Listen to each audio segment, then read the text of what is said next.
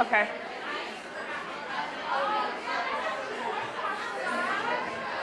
What? You can do that, yeah. Yeah.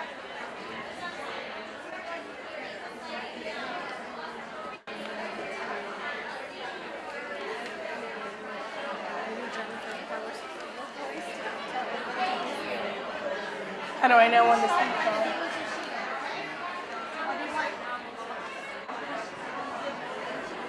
I turned mine on. When's it on? Does yours have that? No. What?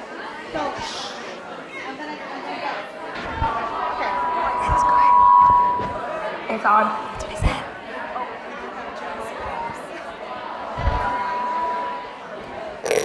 Turn it on. Flip the switch.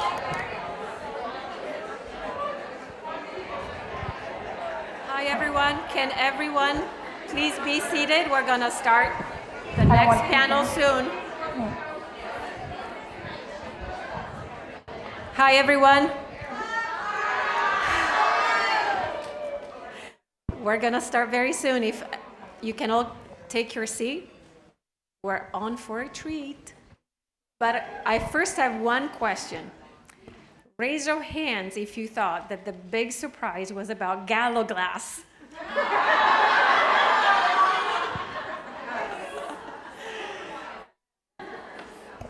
Thank you all for being so patient and getting through this. And a big thank you to everyone at Sundance, Shudder, the Deb Harkness team, Bad Wolf, and just everyone who was involved in bringing this big surprise to you all.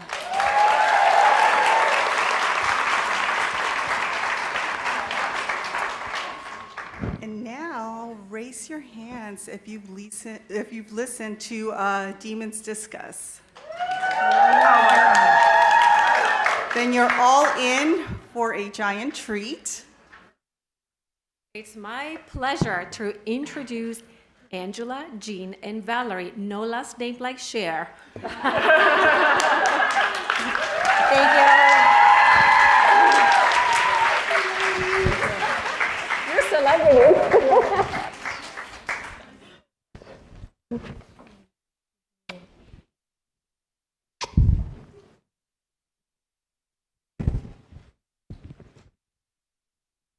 How do you follow up that, though? I know. Not only that, we're in between the show and happy hour. Yeah. Yes, No pressure. We'll do the best we can. yes, definitely. So, if you've listened to our podcast, you'll know that I am not sad after our big premiere here. Did everyone love it? Jean is not sad. Not sad. But we're going to kick off our live feed with a reading from the Book of Life. The Book of Deb. Book of Death. They're all the books of death. Yes. Yes. Yes. I thought he was painting your portrait. It was supposed to be a surprise. Jack told me he was painting your portrait. Instead, Jack had painted the two of us together in the formal drawing room of one of the house's grand windows. God, I'm nervous. After all this, I'm nervous. Let me start again. Be Adele. Do it again. Yes. I'll be Adele and do it again. But again. Instead, Jack had painted the two of us together in the formal drawing room of one of the house's grand windows. Matthew reached over my shoulder to clasp my raised left hand, our fingers woven tight. My head was angled slightly towards him, and his was angled slightly down, as though we had been interrupted mid-conversation. The pose exposed my left wrist and the Ouroboros that circled my pulse. It sent a signal of strength and solidarity, the symbol of the Bishop Claremonts. Our family had begun with a surprising love that had developed between Matthew and me. It grew because of our bond, which was strong enough to withstand the hatred and fear of others. And it would endure because we had discovered, like the witches so many centuries ago, that a willingness to change was the secret of survival. More than that, the Ouroboros symbolized our partnership. Matthew and I were an alchemical marriage of vampire and witch, death and life, sun and moon. That combination of opposites created something finer, and more precious than either of us could have ever been separately. We were the 10th knot, unbreakable, without beginning or end. Family. That was Diana's destination, and the theme at the heart of the trilogy. Finding one, building one, reclaiming one, accepting one. So it's only fitting that we kick off this year's con and spend a few minutes unpacking what it means to be a family in the All Souls universe, the hows, the whys, and the whats. Hope you enjoy our panel. All right, guys.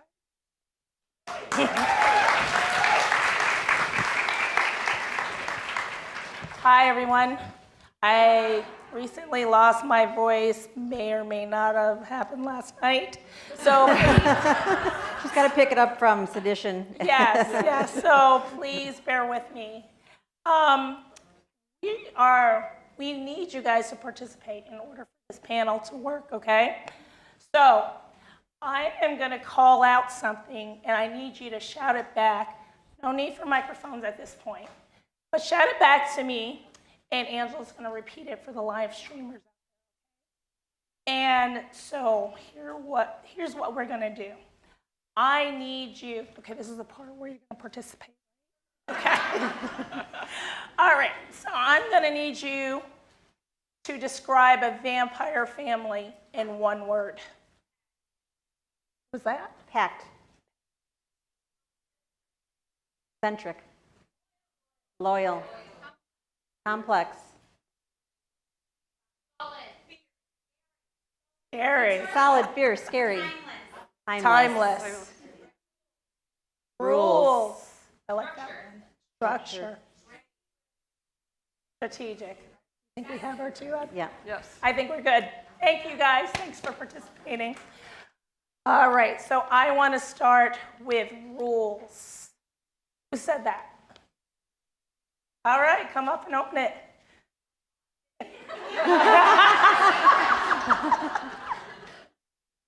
Why do you say it's rule-driven?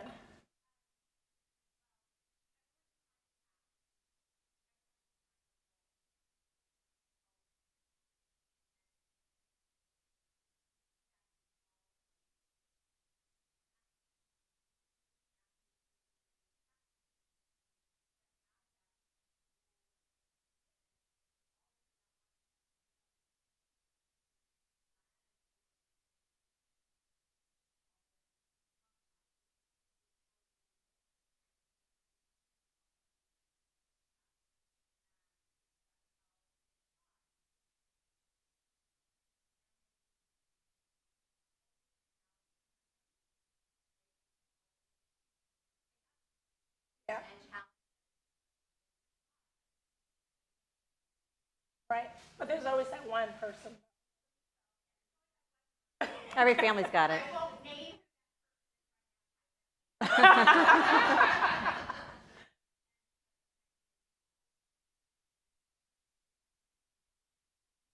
Thank you. What's your name?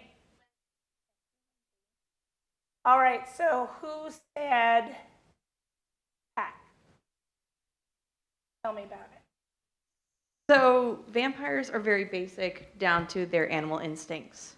So they relate to wolves, and the wolves have one leader, and the Claremonts have Philippe, and Philippe was the lead wolf, and whatever they said, he did. Whatever he said, they did. So you would say that would be the structure of Basic structure. It's down to the core of their DNA. It's ingrained in them. It's something that comes natural. Nobody has to say anything. It's just a part of being a vampire. Okay, thank you. What's your name? Molly Biggs. Molly Biggs. Hi, Molly. Hi. What do you guys think about mating? Life. No answer, really?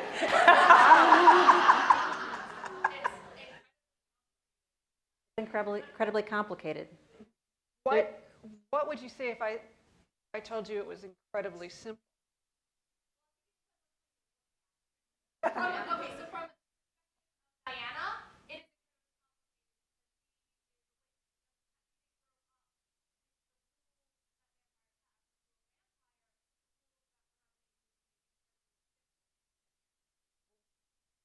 let's dial it back from how rules help you mate the brass tacks of have no decision in the process.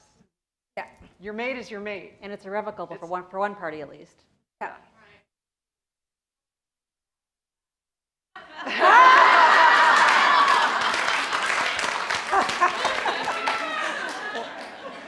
Well done, madam. Well done. Very nicely played.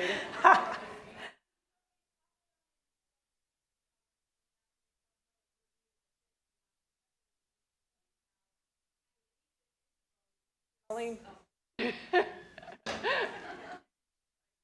But they were talking about in Discovery of Witches how when Matthew was telling Diana, that's it, it's just going to be us. But that when he was describing Isabeau and Philippe's relationship, he said they would separate for times and just go off but they would always come back together. So yeah, that's your mate, that's your life, but they're going to live forever. So there has to be those times of, just tell your husband, go downstairs for a little Just while. go away But for them, from it's a couple of months or a couple of years or something. So they would separate for a while, Probably but they a would couple always come hundred back years, together. though. Probably a couple hundred years. Let's Bye. follow that up. I'll pose this question to you. Do you think that the dynamics of mating affect form and function of a I think so, yes, but I think it's very complicated because there's even parts like that Isabeau knew things and didn't tell them. So how do you do that with your mate?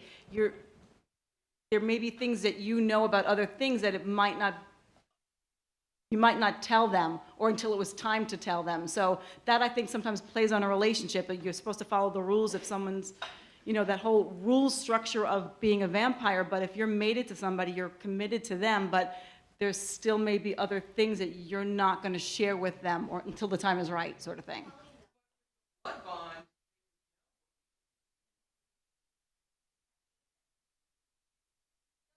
No. Yeah, the blood vow.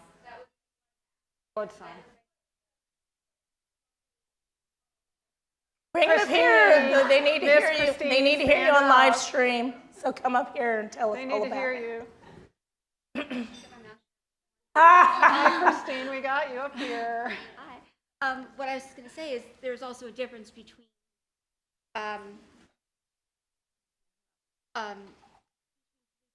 paterfamilias of the family. There was a lot more on him than would have been on Matthew. Matthew just had to worry about but Diana and at some point the twins and his other children, where so much more fell on Philippe, and that's why Matthew couldn't imagine not having Diana there, but where Philippe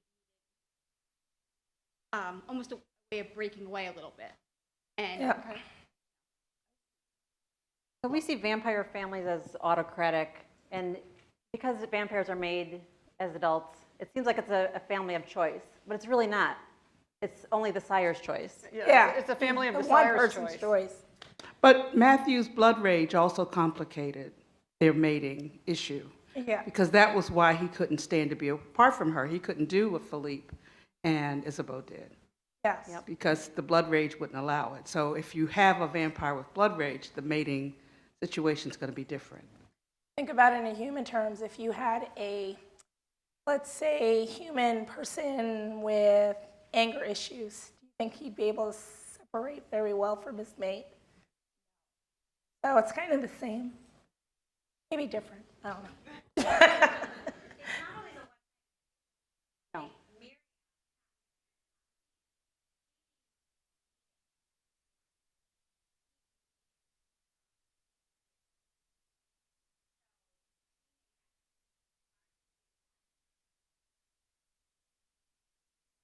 I think he was okay with it.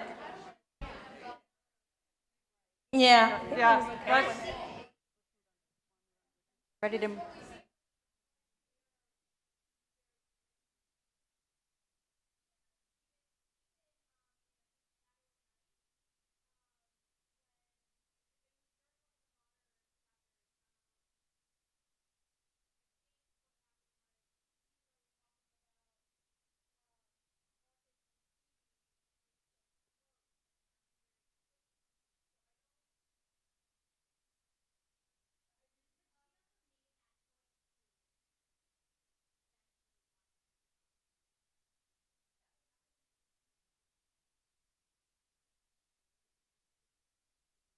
All right.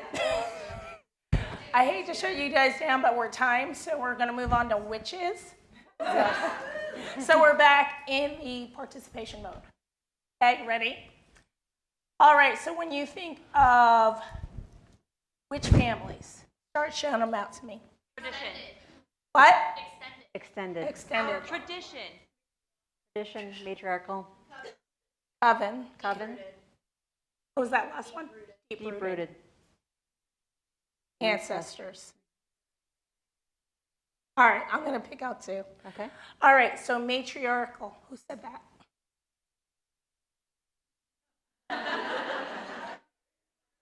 No one wants to claim it? That's fine.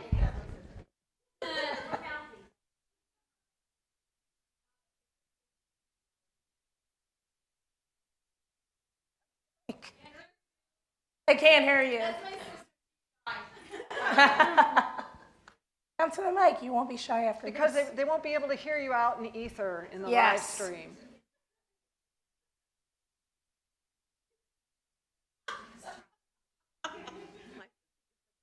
By a strong witch.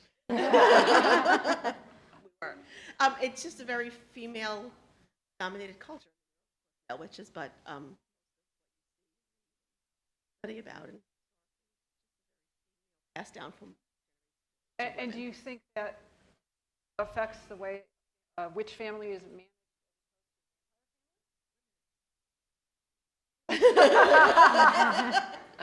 Yes. I do. Okay, so the tradition. Come on, tell us about it. So it starts, my big one is the test that 13-year-olds do. Every 13-year-old does the same thing. They have to light a candle, close the book. You know, it's the same tradition. Every family, the females keep the family's last name. It's the same thing for every family. It's a tradition. You don't break tradition. Thank you. So, another thing I heard, you don't have to come up. Coven. Sure. Well, which one of you said coven? Already had a chance. All right, so a coven, according to these, in Shadow of Night. Shadow of Night, it was flexible. They talked about how it was arranged on parish lines. Right. And it was very geographic. But it also, when you look at the witch families and the witch organization, it's also very democratic because they elect people to the reed.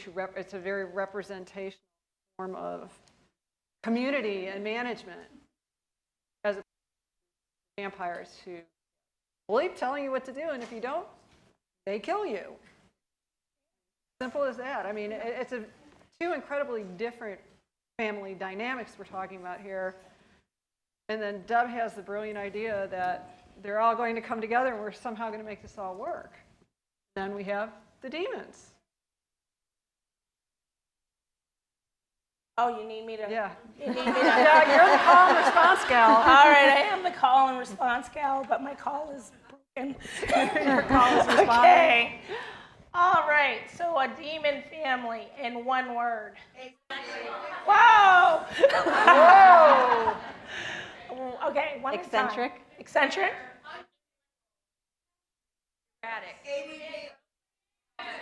It sounds like you're describing demons, but a demon family. Like there it is. Non-existent. Who said that? And I heard Shelley. There you go, Shelley. Thank you. And I also heard chaos. I Chaos didn't was even the know other that one. was her. I don't have the scratch. So Yeah. Dr. Carter, please expand.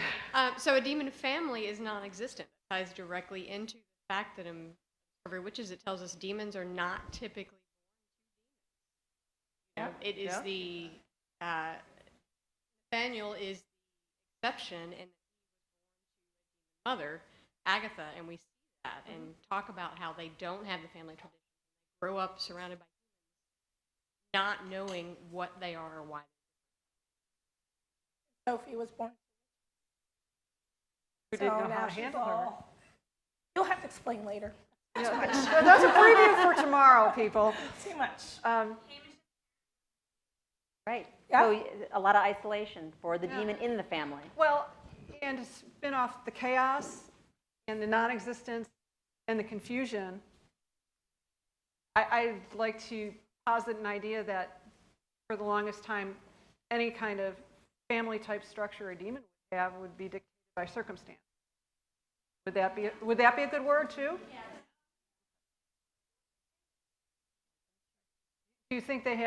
Do any of you think they have their own way of putting together a family, or do they just be brought into a part of it? There's choice involved. Well, let's throw this into the mix too. Demons throughout much of the trilogy are seemingly lower class citizens.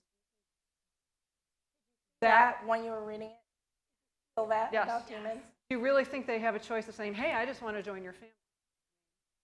Taking that into account.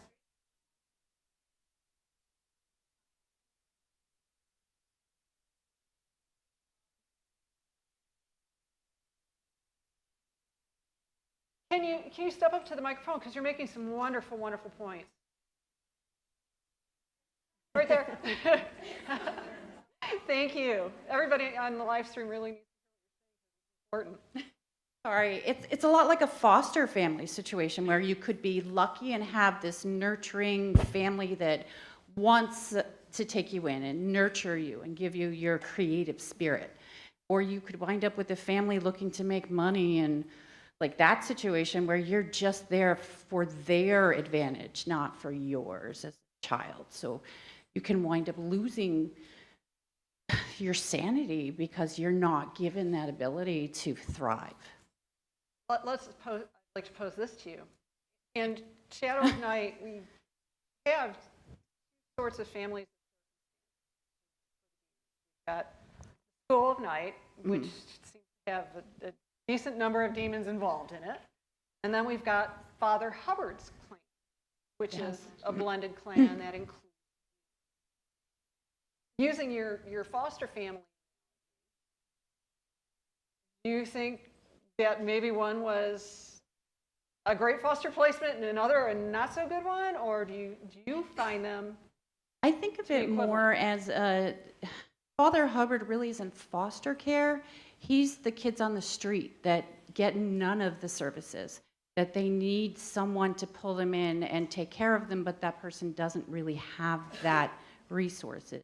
I think of the School of Night as a school where they brought them in and gave them what they needed, and it was because they had a better circumstance to find them. Those were all upper class people that were brought into that better circumstance. So if you're on the street with no resources, you wound up with Father Hubbard, who was loving and wanted to keep you in, but didn't quite know how to manage you and make you thrive. And then the School of Night had the resources able to make you thrive.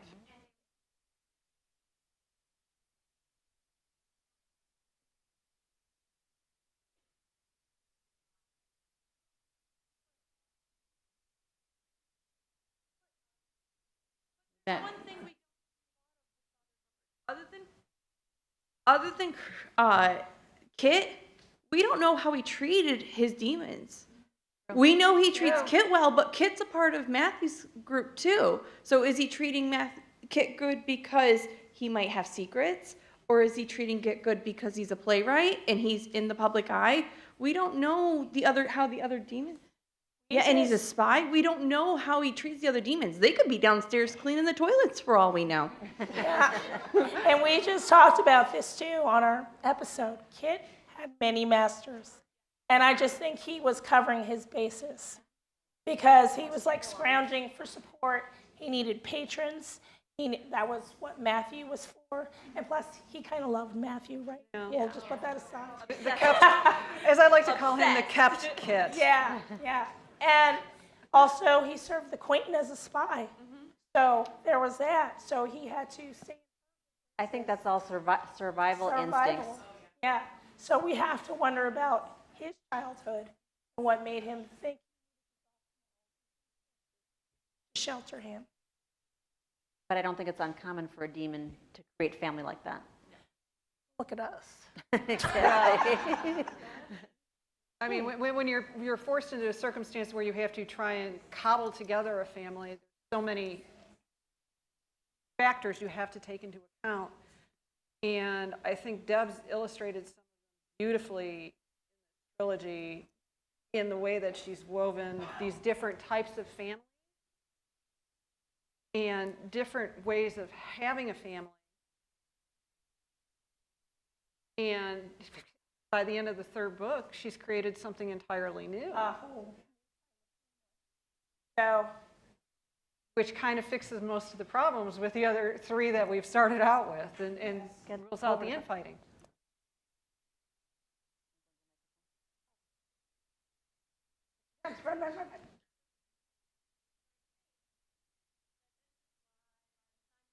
Agatha and Nathaniel in 782.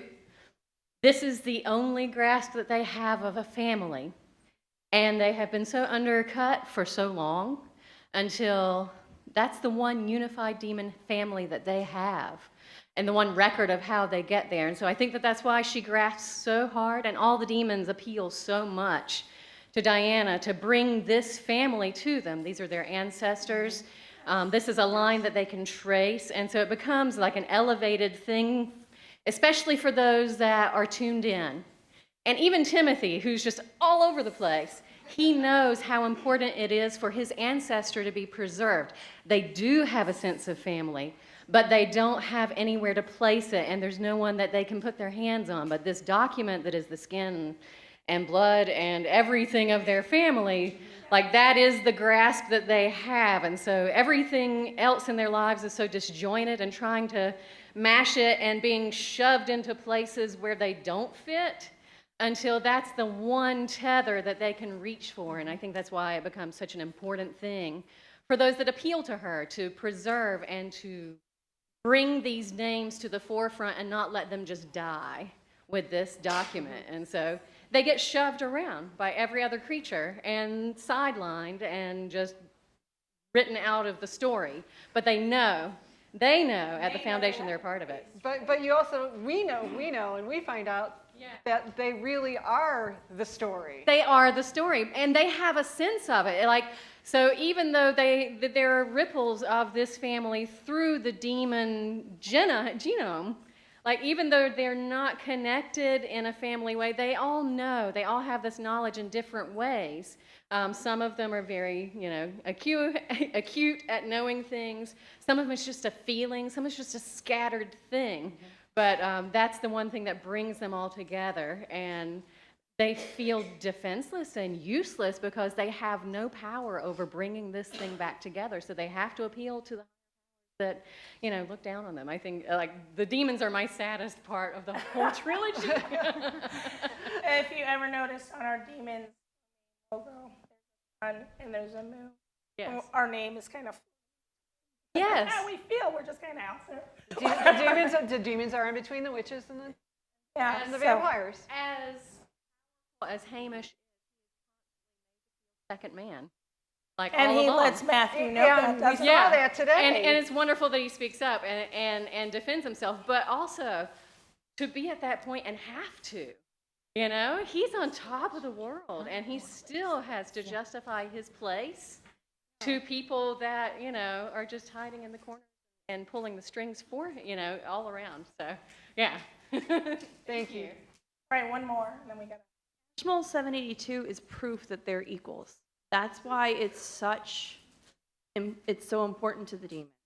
It's proof to the vampires and the witches. We may not have bloodlines, we may not have history, but we are just as important as you, or we wouldn't be in this book. Excellent point. Okay, so we're going to end it with a call and response again. All right, so give me purpose of family. Safety, trust, love, food, clothing, shelter. history.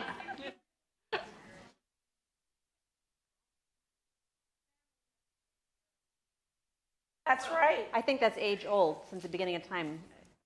Have the protection. And Yeah.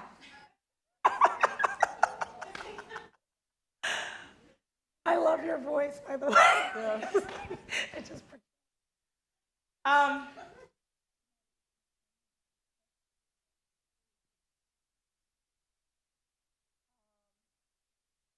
Love. That's like love when we're thinking.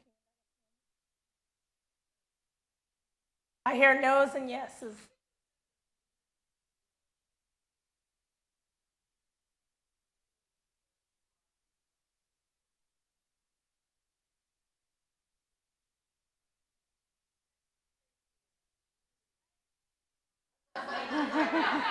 You have a lot to say, and it's all good, so you got to broadcast. You got to do it. Basic rule that closer. everyone deserves to be loved and love in return, and I think that's your basic structure of a family. That you're creating a family, you're building generations, and you care for them and you build them up and nurture them and help them become whoever they're going to be. Of the three creatures, who do you think have the best model for nurturing love? Witches. She's there. And this is my sister. But it's not, I agree with what she said, but it's not always the family you're born into. The family you choose to create around the people you bring around you. Yeah. Having a sense of belonging isn't always your blood. It is friends. So do you think that the fact that the witches have, not just because they're matriarchal, but because they also have a more communal way of forming a family in Coven, that they procreate. I mean, they helps, procreate. and Vampires it also don't helps. really procreate. They you know what I mean? It's witches give life to each generations. Well, so does a vampire maker. It's a different kind of life. It's a different, but I mean, it's the nurturing and the actual. Okay, so which one of you said no, it's not? Much focus. Oh, come on. Come on up. I don't think there's too much focus on love anywhere. I think there's not enough focus on love in our world, in all the worlds, whether they're the worlds in the books or whether they're in. I think there's enough focus. I think that, love never dies. It's there, and we need to have more of it. I agree. I think it's a basic need that everyone wants, whether you want to admit it or not. Hi. Hi, Jay. Hello. All the way from Hawaii. Yay! Hi, everybody. Well, I think there was a quote that came out of a movie that I think that could apply when dealing with love and family, which is that love is just a word until you find someone who gives it meaning. And I think that was from Book Club, by the way, if you guys didn't watch the movie. So I'm thinking of that quote while I'm thinking about families, right? Because it's so much of a different spectrum depending on where you land in the definition of love, right? Because love is a spectrum, right? We feel a different type of love to friends. We feel a different type of loves to your significant other. So I think that in the realm of family, it's kind of like, it's kind of like the basis, but it also has so many different layers and levels that you kind of got to meet it where you meet it. Now, does that make sense? Do you think that in a vampire family, because the temporal span, I mean, everybody says you can love your family, but you don't necessarily like them. Yep. Well, make that writ large for eternity. Do you think that there are certain things about a vampire family that helps manage those expectations? I do, and I think that's where loyalty comes in, where rules come in. I think that because you span from so many generations, centuries even, and you come from different places, that you need some kind of theme through your family to kind of hold everyone together, and not rip each other apart, right? Because in the vampire family, you have resources, you have the knowledge, you have the power that other families may not have, and the experience that other families may not have. So now if they all like rip each other's heads off, no one can survive, Your and family so- doesn't survive. Yeah, your family doesn't survive. Don't make me do my mom analogy again. Yeah. Yeah. Go. Come on, make your mom an analogy. That is a family. I mean, the mafia, that is a family. This is true. And they have lots of rules. Yeah, very similar to vampire rules. Yeah, it's Yeah. pretty, it's a paterfamilias in modern day, really. I mean, concrete block, Yeah. your head off. No. And bury it 30 miles away. Well, want to talk about this? Well, I got time. Families of choice. Yeah, let's talk about families of choice. I mean, that's where we end up with true families of choice at the end of the Book of Life. We've got the Bishop Claremonts. Fernando asks to join, and he's welcomed. He makes that choice of his own free will.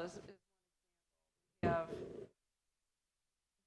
the close ties they end up through using godparents with Margaret and Sophie and Nathaniel, and they're brought into that. And even part of the Matthew family. taking in Jack.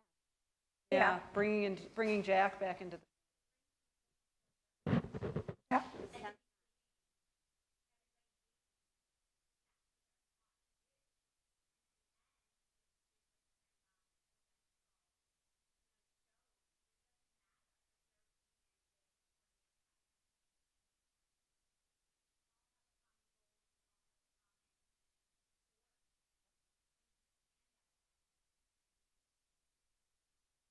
Now, I mean, yeah, I was going to say now, in coming back around to that, at the beginning of Book of Life, I would argue that what we have is a family of circumstance put into those four walls of Septor that transforms into a family. By the end, the danger is gone. Part of the reason driving them together passed, yet they all stay together. And that's where it comes full circle, and it finally evolves into that family. Folks that were in those four walls stay together out of desire rather than need.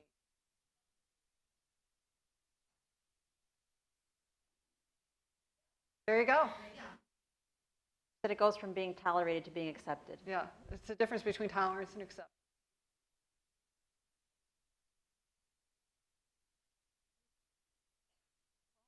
I'd like to open up the floor. anybody else Questions? have any Comments, bring to the thoughts? floor, the table? Something that really stands out in your mind about families in the world, besides the one we've got sitting here right now. I mean, we've got one of the biggest families of choice sitting in this room right now. I'm saying you guys have been our family. You didn't know it. 6 years. For 6 years, you didn't know it. Hello, family. And we've been each other's family of choice for 6 years. And Yeah. Deb's our materfamilias, I guess. Yeah. And more than a manner of speaking.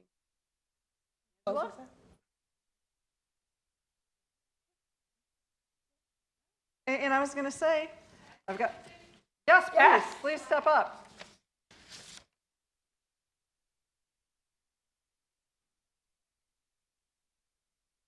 Okay, let's see if I can get this out properly, how I'm thinking it in my head. A few days ago, I was thinking about coming, and I thought, it hit me all of a sudden, oh my God, I'm going to be surrounded by people just like me.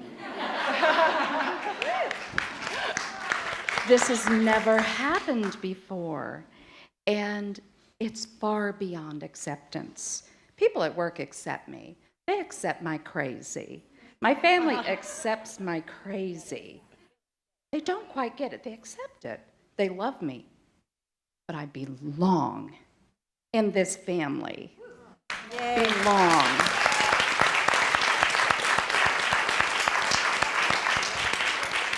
And our mother, you know who I'm talking about? Yeah.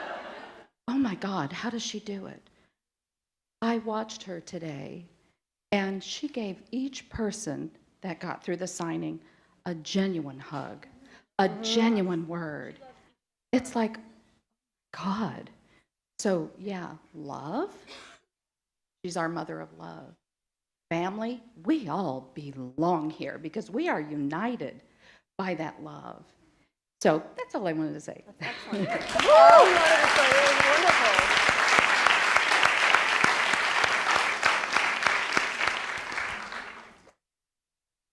Well, thank you for having us, and I just wanted to leave you all with a few words that have been attributed to Pericles, but I'd like to think that actually another one of Philippe de Clermont's misattributed quotes. You know, he writes everything. That was all him. Yeah, he's everyone's best ghostwriter. Okay. What you leave behind is not what is engraved in stone, but what is woven into the lives of others. And as a family, every one of us as a member is a weaver in the lives of the people. And thank you for having us back again.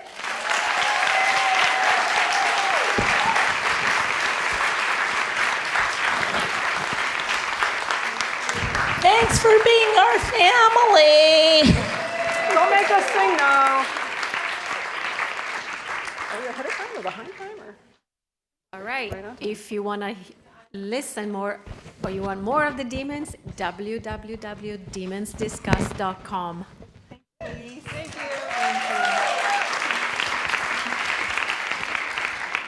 And thank you to everyone watching us live via live stream, and thank you to everyone in attendance here in Philadelphia. And for us here in Philly, it's not over. We have happy hour. And for people online, see you tomorrow. Bye-bye. Just really quickly, anyone in the Bishop House autograph session, if you can please head on to the second floor overlook lounge. Thank you.